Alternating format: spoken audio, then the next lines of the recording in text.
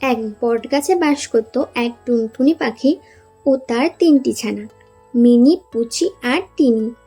মা টুনটুনি প্রতিদিন খাবার খুঁজতে যেত আর ছানাদের বলতো, তোমরা সবাই একসাথে থাকবে, দুষ্টু বেজির থেকে সাবধান।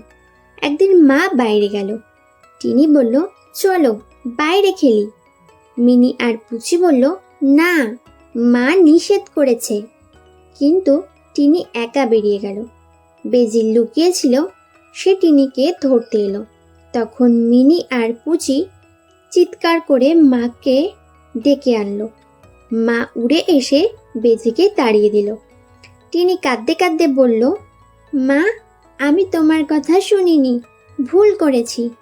মা টুনটুনি বলল, বড়দের কথা না শুনলে বিপদ থেকে বাঁচা যায় না। এই গল্প থেকে আমরা শিক্ষা পেলাম যে বড়দের কথা শোনা মানে আমাদের নিরাপত্তা বজায় রাখা।